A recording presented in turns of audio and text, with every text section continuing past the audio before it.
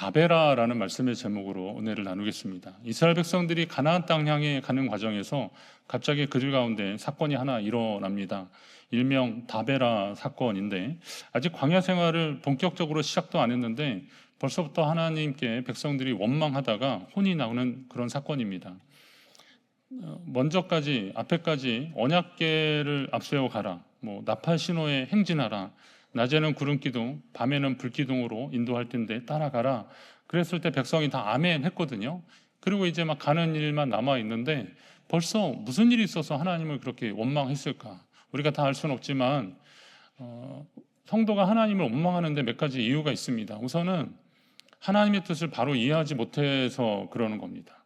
내 뜻과 하나님 뜻이 다르거나 또 하나님 뜻을 잘 모르면 오해하게 되는 거죠.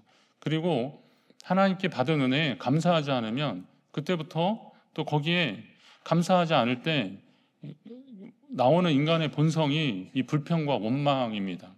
우리의 삶을 감사로 하나님께 채우지 않으면 불평과 원망이 계속 나오는 겁니다.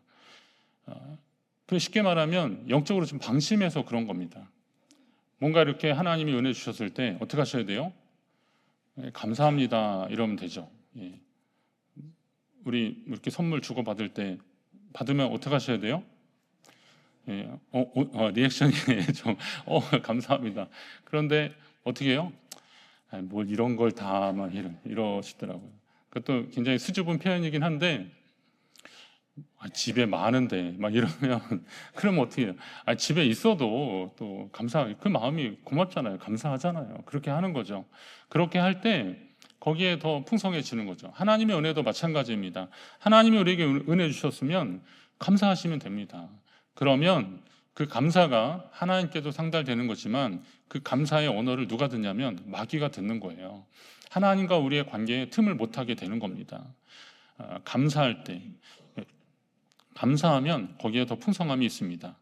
그런데 하나님께 감사하지 못하고 더 집중하지 못하면 원망하고 불평하는 일들이 나오는 겁니다. 지금 여러분에게 일어나고 있는 일들에 대해서 하나님의 뜻을 더 온전히 이해하고 계십니까?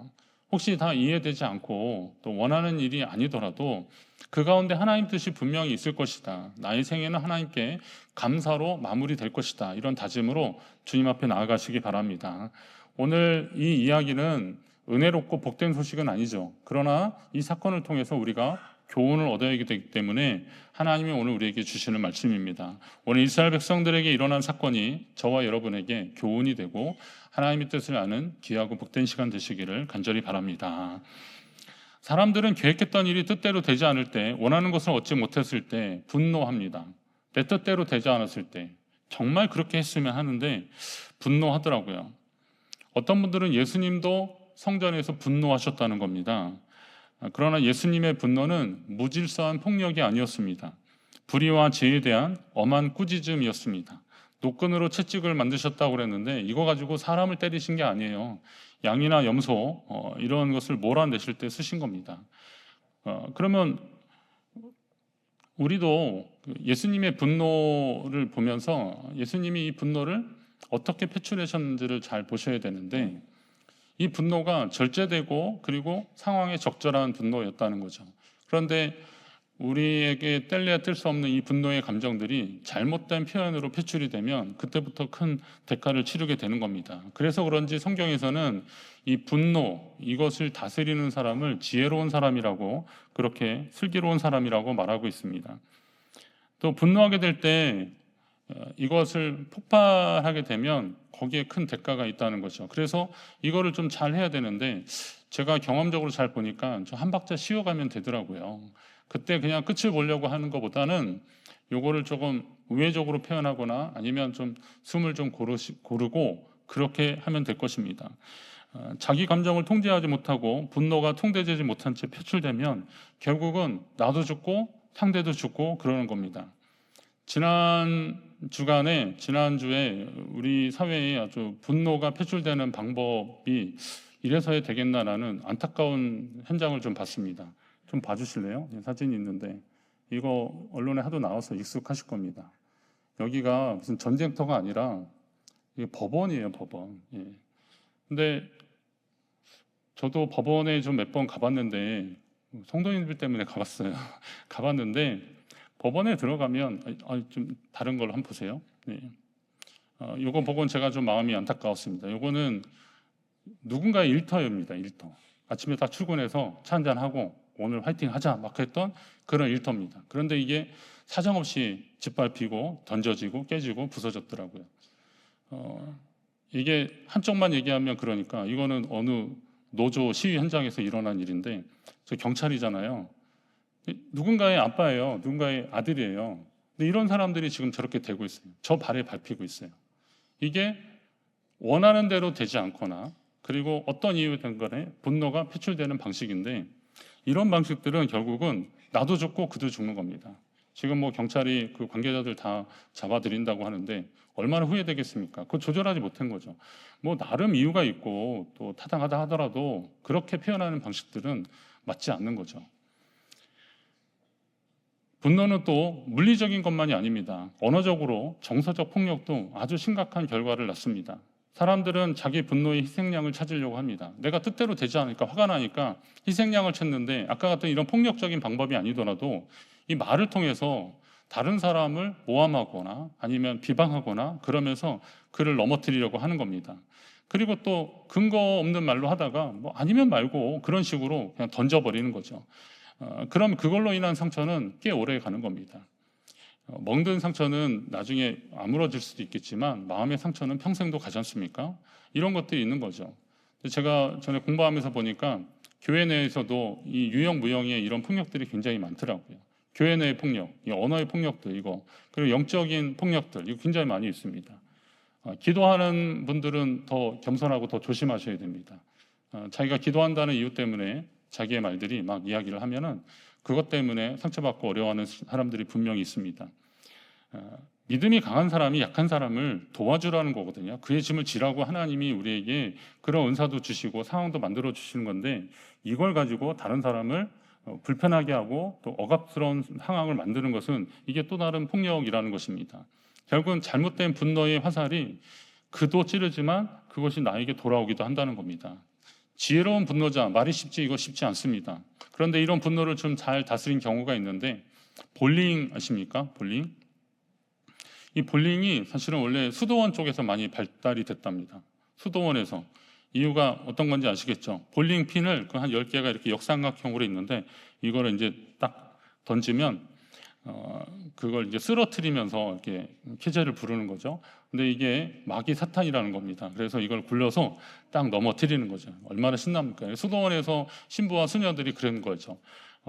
그 상대에 대해서 좀 미워하고 분노하는 감정들이 있을 때 볼링을 실컷 한 겁니다. 뭐 간혹 뭐 미워하는 사람 얼굴도 떠올리면서 그 핀을 넘어뜨리기도 했겠지만 그러나 한편으로 그렇게 보면 이런 방식들이 우리의 분노를 표출하는 방식 중에 지혜로운 방법이죠. 그런데 오늘 본문에서 이스라엘 백성들은 악한 말로 원망했다 그랬습니다. 오늘 본문 표현대로 하면 그 백성이 여호와께서 들으시기에 백성이 악한 말로 원망하며 그랬습니다. 악한 말이 어떤 말일까요? 그냥 쉽게 말하면 욕하고 저주하는 말들입니다. 하나님께 그렇게 했다는 겁니다. 성도들 가운데도 이런 언어 습관들을 좀 잘 정제하셔야 되는 분들 좀 계시더라고요. 예전에 어느 권사님께 제가 전화를 했는데 집 전화했거든요. 전화했는데 저한테 욕을 막 하시더라고요. 그래서 권사님 그랬는데도 또 막 욕을 하셔요. 그래서 제가 아이 권사님 어디 그렇게 욕을 그렇게 뭐 속상한 일 있으셨어요? 그랬더니 갑자기 목사님 그러시더라고요. 그래서 예 저예요. 그랬더니 무슨 욕을 그렇게 하세요? 그랬더니 방금 그 아들하고 전화했는데 속상해가지고 그냥 그 아들한테 막 퍼붓다는 겁니다. 그래서 평소에 그런 욕 쓰세요? 그랬더니 아니에요. 지난주에 교회에서 대표기도 하신 분이거든요. 그런데 그러시더라고요. 깜짝 놀랐어요. 예. 우리 교회 지난주 아니에요. 괜히 또 그 사람이 누군지 막 찾아보지 마십시오. 예. 깜짝 놀랐어요. 근데 이게 습관이구나. 그렇구나. 때로 가끔 우리 친구들이 어린 친구들이 이렇게 막 욕을 하더라고요. 말끝마다 계속 18 막 그러더라고요. 근데 그거 어디서 배웠겠어요? 다 어른들한테 배우는 거예요. 가끔 뭐 무슨 공중파 방송은 그래도 그거 좀 이렇게 삐 처리하거나 뭐 이렇게 하는데 좀 그런 종편이나 이런 데는 보니까 영화 같은 데서 욕하는 걸 아주 그냥 리얼하게 아주 그냥 들려주더라고요. 근데 그런 욕들이 세상에 듣도 못한 욕들을 막 하는 겁니다. 근데 이런 욕을 막 하는 거죠. 그래서 제가 언제 한번 그 어린 친구한테 야 너는 이렇게 예쁘장하고 참 고운 애인데 왜 이렇게 욕을 그렇게 하냐 그랬어요. 그랬더니 욕을 안 하면 애들이 자기를 약하게 본다는 거예요. 그래서 아주 세게 욕을 한다는 겁니다. 욕을 해야 세게 보이는 그런 사회가 참 슬프긴 한데요. 그런데 너무 익숙해지지 마십시오. 욕을 한다는 것은 우리 안에 있는 하나님의 형상을 파괴하는 일들입니다. 이게 대상이 있다면 그 사람의 속에 있는 하나님의 형상을 파괴하는 일들이고, 내가 혼자 엎드리더라도 하나님이 내게 주신 고운 언어와 찬송의 입을 주셨는데 이거 가지고 욕하고 저주하는 데 사용하는 거니까 이 욕하면은 안 되는 거죠. 당연히 안 되는 거죠. 자, 사람에게 해도 이런 문제가 되는데 이걸 하나님께 했다는 거예요. 그러니 하나님이 가만히 계시겠습니까? 하나님을 향해서 악한 말로 저주한 이스라엘 백성들, 하나님이 그냥 놔두실 리 없는 겁니다. 자, 그 백성이 악한 말로 원망해서 하나님이 진노하셨다고 했는데 어찌 보면 하나님이 진노하신 것도 결국은 사랑이겠구나 이런 생각이 우리가 듭니다. 사람의 감정 중에 미움보다 더 심각한 것은 무관심입니다. 무관심. 미워한다는 것은 그 사람을 그나마 생각한다는 겁니다. 그러니까 이제 만약에 관심이 없으면 그 사람을 사랑하지도 않고 미워하지도 않고 그가 뭘 하든지 상관이 없는 겁니다. 혹시 여러분에게 좀 불편한 얘기하고 또 여러분에게 막 꼭 찌르는 사람 있으면요, 어떻게 하셔야 돼요? 그래도 나한테 관심이 있구나, 사랑까지는 아니더라도 관심이 있구나, 이렇게 그렇게 보시면 좀 더 효과적입니다. 그런데 쌩하고 그리고 또 뭐라고 하든지 그냥 신경도 안 쓰고 그러면 그건 심각한 거잖아요. 그런 걸로 또 복수하는 분들도 있더라고요. 무관심으로 복수하는 거. 근데 그것도 불편하죠. 그렇게 살면 자기도 힘들고 그 사람도 힘들 것입니다. 하나님은 그 백성을 사랑하셨기 때문에 그 백성이 하나님을 원망하는 그 말로 인해서, 악한 말로 원망하는 것을 보고 하나님이 움직이기 시작하셨습니다. 만약에 백성들이 악한 말로 원망했는데도 그냥 넘기셨다면 그 백성이 하나님이 아니시죠. 자식을 키워보니까 내 자녀와 다른 아이들에 대한 차이가 분명히 있다는 것을 알게 됩니다. 다른 아이들이라면 그냥 넘어간 일들도 제 자녀라고 하면 그냥 못 넘어가는 경우들이 분명히 있더라고요. 제가 그의 아버지이기 때문에 그렇습니다. 내가 그의 부모이기 때문에 그렇습니다. 다른 애들은 그래도 어떡하나 요즘 애들이 왜 그래. 그런데 거기에 내 애가 있다고 한번 해보십시오. 그럼 어떻게 했어요? 불러내야 되는 거죠. 왜 그러냐 붙잡고 그러는 거죠. 이것이 바로 하나님 아버지의 마음입니다. 우리가 하나님의 백성이기 때문에 하나님이 우리의 삶에 개입하시고 때로는 진노하시고 그리고 우리를 하나님이 혼내기도 하시고 그러는 겁니다. 어떤 사람들은 하나님의 이런 행위를 간섭하시는 것이라고, 좀 불편하다고 그렇게 얘기합니다. 그러면서 자기는 그냥 놔두면 알아서 제자리를 찾아간다는 거예요. 그러나 그렇게 말하는 사람 치고 예수 잘 믿는 사람 별로 없어요. 어떻게 알아서 잘합니까? 우리가 어떻게 하나님을 아버지라 부를 수 있겠습니까? 우리에게 복음이 들어오지 않는데, 우리를 위해서 사랑해주고 우리를 중보해주는 누군가 있지 않는데 우리가 어떻게 하나님을 스스로 깨닫고 하나님 앞에 돌아오겠습니까? 절대 그럴 리 없습니다. 자, 하나님이 간섭하시고 하나님이 개입하시는 것에 대해서 감사하시기 바랍니다.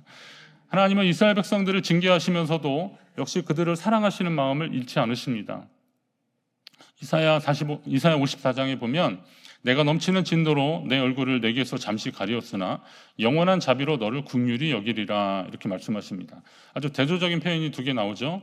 넘치는 진노, 그리고 영원한 자비. 하나님이 넘치는 진노로 화가 나셨지만, 그래서 그 얼굴을 잠깐 돌리셨지만, 그러나 영원한 자비로 그들을 긍휼히 불쌍히 여겨 주시겠다는 겁니다. 이런 하나님 아버지의 마음을 아는 하박국이 그러잖아요. 하나님, 진노 중에라도 긍휼을 잊지 말아 달라고. 이게 선지자의 기도였거든요. 이게 하나님 아버지의 마음입니다.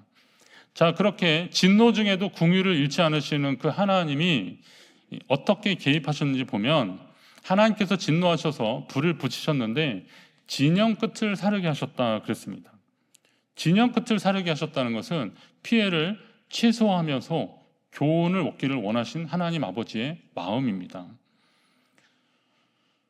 매년 사우디아라비아 그 메카에 성지 순례객들이 옵니다. 이게 이제 이슬람 성지 순례를 하지라고 하는데요. 이게 짧은 기간 동안에 세계 각처의 그 무슬림들이 다 모여서 엄청 많습니다. 그러다 보니까 숙소도 모자라고 그래서 임시 텐트를 운영하는 겁니다. 근데 언제 한번 뉴스에 그 임시 텐트에 화재가 나서 많은 사상자가 나온 뉴스를 접했습니다. 뉴스 한번 화면 보실래요? 저게 다른 게 아니고 텐트예요, 텐트. 우리 행사 무슨 산천어 축제 이런 데 가면 막 이런 텐트 있잖아요. 이런 텐트 같은 겁니다. 깜짝 놀랐어요. 이거 난민촌이 아니라 그냥 하지 참여한 사람들을 위한 천막 텐트촌입니다. 근데 여기에 불이 붙었다고 해보십시오. 이 광야 사막은 한 50도 육박하는 그런 데이기 때문에 불이 한 번 나면 삽시간에 그냥 태워버리는 겁니다. 근데 이게 진영 가운데 붙었다 그러면 이건 더 큰일 나는 건데 진영 끝에 붙었습니다. 그런데 성경에는 무슨 사건으로 사람이 죽으면 몇 명이 죽었다 이런 기록들이 있는데 오늘은 그런 기록이 없는 거 보면 다행히 뭐 사상자는 없는 것 같아요. 그러면 이건 뭐예요? 하나님이 진노하시고 경고하신 차원에서 그 백성이 돌아오기를 바라신 것입니다. 하나님이 경고하신 거죠. 자, 경고는 어디까지나 경고입니다. 이 경고를 무시하게 되면 진짜 징계와 심판이 임할 것입니다. 따라서 아직 하나님의 경고를 듣는다면 그것도 어쩌면 또 감사해야 되는 겁니다. 그리고 빨리 돌아서야 되는 거죠. 하나님이 경고하실 때 돌아서시기 바랍니다. 하나님이 알려주실 때 돌아서십시오. 그리고 그 돌아서는 길이 전혀 다른 길로 가는 것이 아니라 우리가 회개라는 것이 가던 길을 돌아서다 이런 뜻을 가지고 있거든요. 돌아서서 어떻게 해야 돼요? 하나님께 가까이 와야 되는 거죠. 하나님이 경고하실 때 다시 하나님께 돌아오는 역사 우리 가운데 계속 일어나기를 간절히 바랍니다. 이게 하나님 아버지의 마음입니다. 하나님의 진노가 임할 때 우리는 어떻게 해야 될까? 하나님이 이렇게 경고하실 때 어떻게 해야 될까? 어떡하지? 많은 사람들이 걱정을 하지만 정작 기도는 하지 않는다는 겁니다. 묵상하는 것과 걱정하는 것, 염려하는 거의 공통점이 있대요. 그게 뭐냐면 묵상이나 염려의 공통점은 같은 일을 반복적으로 생각하는 겁니다. 근데 묵상은 하나님의 말씀을 반복적으로 되뇌이는 거고 염려는 똑같은 사안을 계속 마음에 두고 그걸로 힘들어하는 겁니다. 그러니까 묵상하는 사람은 기도의 길이와 넓이, 깊이가 더 확장되고 더 깊어지는 반면에 걱정하는 사람은 한숨만 넣는 겁니다. 걱정하는 사람은 땅이 꺼지도록 한숨만 넣는 겁니다. 걱정과 기도는 분명히 다르지 않습니까? 그럼 여러분은 걱정되는 상황에서 한숨 쉬는 사람이 되서야 되겠습니까? 나의 한숨을 기쁨으로 바꿔주시는 주님께 기도로 나아가시기를 간절히 바랍니다. 진영의 끝자리에 불이 붙자 그 심각성을 깨달은 백성들이 모세를 찾아왔습니다. 그리고 모세에게 막 부탁을 하는 거죠. 그랬더니 모세가 하나님께 기도하기 시작했습니다. 백성도 부르짖고 모세도 하나님께 부르짖어 기도했을 것입니다. 그랬더니 하나님이 그 불을 그 불이 꺼지게 하셨습니다. 짧지만 여기에 문제 해결에 영적 원리가 있습니다. 세상에 걱정으로 해결될 문제는 없습니다. 한번 따라할까요? 세상에 걱정으로 해결될 문제는 없다. 세상에 걱정으로 해결될 문제는 없더라고요. 예수님이 하신 말씀이에요. 제 말이 아니라 예수님. 우리가 염려한다고 뭐 키가 더 자라겠느냐. 염려한다고 세상이 바뀌겠습니까? 염려 가지고는 바뀌지 않습니다. 뭐 누구는 간절히 바라면 하늘의 기운이 도와준다 그러는데 여러분 그런 거 가지고 너무 현혹되지 마십시오. 구체적으로 하나님 앞에 기도하셔야 됩니다. 믿음으로 기도하셔야 됩니다. 기도만이 유일한 해결의 방법입니다. 기도로 문제를 해결한 느헤미야 같은 경우 그는 자기 형제 중에 예루살렘 갔다 온 사람이 예루살렘이 막 회파되고 막 짐승들이 막 그 터에서 뛰놀고 그러는데 너무 안타까운 거죠. 이 성전 터가 그렇게 된 거에 대해서 너무 안타까운 거예요. 그리고 거룩한 성에 대한 그래서 그 느헤미야가 하나님 앞에 주여 구하오니 귀를 기울이사 종의 기도와 주의 이름을 경외하기를 기뻐하는 종들의 기도를 들으시고 오늘날 종으로 형통하여 이 사람 앞에서 은혜를 있게 하옵소서. 그러면서 결단하고 왕 앞에 나가는 거죠. 자기를 거기 총독으로 보내달라 그런 겁니다. 사실 이런 부탁하는 것은 일반 신하들이 할 일들이 아닙니다. 인사권자인 왕에게 당시에 그 절대적인 황제와 같은 왕들에게 그렇게 제국의 왕한테 그렇게 말할 수 없었거든요. 그런데 하나님 앞에 믿음으로 기도하고 이 문제를 위해서 하나님 앞에 가지고 나가서 기도하는 겁니다. 히스기야 같은 경우도 자기의 생명이 단축될 것이라는 이야기를 들었을 때 아니면 대적이 쳐들어왔을 때 어떻게 해요? 그거 그대로 가지고 하나님 앞에 나가서 기도하는 겁니다. 하나님, 얼굴을 벽에 대고 하나님 앞에 기도하는 거죠. 야, 어떻게 되냐? 나 이제 얼마 안 남았나 보다. 걱정하지 않고 하나님 앞에 기도하는 겁니다. 이게 영적인 사람들의 특징입니다. 그렇게 기도할 때 하나님은 기도하는 자의 소리를 들으시는 겁니다. 하나님은 기도하는 자들을 품으셔서 하나님 기뻐하시는 역사를 만들어 가시는 겁니다. 여러분이 이 기도로 은혜의 주인공들이 되시기를 간절히 바랍니다. 오늘 설교 제목이 불사름을 뜻하는 다베라인데 말씀을 준비하면서 묘한 대조를 발견했습니다. 우리는 기도할 때에 불이 붙어야 합니다. 기도할 때 막 그러잖아요. 막 뜨겁게 막 기도하고 막 그러잖아요. 그러면 불이 붙어요. 실제로 사도행전에 제자들이 기도할 때 성령의 불이 그곳에 임했습니다. 갈멜산에서 엘리야가 기도할 때 하나님이 불로 응답하셨습니다. 제물을 다 태우셨습니다. 불로 핥으셨다 그랬습니다. 그런데 오늘 기도할 때 보니까 그 불이 꺼지더라고요. 그럼 어쩔 때는 불이 나는데 어쩔 때는 불이 꺼져요. 당연한 이치겠지만 기도는 불이 붙게도 하고 꺼지게도 하시는 거예요. 그러니까 불을 붙게도 하고 꺼지게도 하시는 거죠. 중요한 것은 기도했느냐라는 겁니다. 정말 기도했느냐. 기도는 하나님의 권능을 체험하는 통로입니다. 우리가 기도하지 않고 하나님의 역사를 말해서는 안 됩니다. 말할 수 없습니다. 우리가 기도하지 않고 단지 흔한 인간의 말들도 하나님의 일들을 예단해서도 되지 않습니다. 어떻게 하셔야 돼요? 하나님께 먼저 기도하시기 바랍니다. 아니면 우리를 기도하게끔 만드는 그런 사건들이 일어났을 때 다른 염려보다 하나님 앞에 기도하셔야 됩니다. 그렇게 기도할 때 하나님이 응답하시는 것을 우리는 경험하게 되는 겁니다. 성도가 조심해야 되는 것은 기도하지 않고 하나님의 일을 하는 것입니다. 기도하지 않고 하나님의 일을 하려고 하지 마십시오. 기도할 때 하나님이 응답하신 것을 경험한 성도들은 모든 상황 속에서 하나님 앞에 당연히 기도하게 되는 것입니다. 기도보다 더 확실한 하나님의 일의 시작은 없습니다. 기도할 때 하나님이 가장 좋은 길로 우리를 인도해 주실 것입니다. 마귀는 우리로 하여금 기도를 못하게 만듭니다. 제가 이거 설교 준비 다 마치고 어제 그 어떤 신경정신과 그 의사가 나와서 예능 프로인데 거기 나와서 이런저런 얘기하는데 요즘 우리 대한민국 국민들이 그 무기력감에 많이 빠진다는 거예요. 무기력해진다는. 근데 이게 코로나하고도 연관이 있다는 겁니다. 코로나 시기에는 이걸 좀 이겨내려고 막 거기서 살아남으려고 애를 쓰고 막 그랬었는데 끝나고 나니까 이제 새로운 환경이나 변화에 사람들이 약간 좀 어려움을 당하는 겁니다. 근데 이게 비슷한 사건이 있었는데 유럽이나 이런 쪽에 보면 2차 세계대전 이후에 사람들이 그랬던 겁니다. 2차 세계대전 때 그 수백만 명이 막 죽고 막 그러는데 거기서 어떻게든 살아남으려고 애썼는데 끝나고 나니까 사람들이 허무해지기 시작한 겁니다. 그래서 신학적으로 그때 나온 게 이제 뭐 사신신학, 신은 죽었다 이런 얘기 막 나오기 시작했고 유럽이나 미국이나 이런 쪽으로 완전히 그 어둠의 그림자가 많이 있었습니다. 오히려 전쟁 때 없었던 자살률이 계속 막 증가하기 시작하고 그랬는데 요즘 특히 그런다는 겁니다. 이건 전문가 얘기니까 뭐 통계가 틀리지 않을 겁니다. 근데 이유를 보니까 그런 거죠. 치열했는데 지금 손을 놓고 또 다시 좀 이전에 있었던 사람들이 안 보이고 막 그랬던 거죠. 환경들이 바뀌니까 거기에서 사람들이 느껴지는 게 뭐냐면 무기력감을 느낀다는 겁니다. 근데 문제는 이 무기력감이 부정적인 걸로 이렇게 전환이 된다는 겁니다. 그래서 자기에 대해서 부정적으로 되고 상대에 대해서 부정적으로 되고 그러니까 사회가 굉장히 좀 냉랭하고 또 때로는 좀 이렇게 칼칼하고 그런 사회가 되어버리고 마는 거죠. 이게 마귀의 전략이거든요. 뭐 그렇다고 해서 그렇게 무기력감에 빠지거나 어렵고 힘들어하는 분들을 저 마귀시였다 이렇게 절대 말하지 마십시오.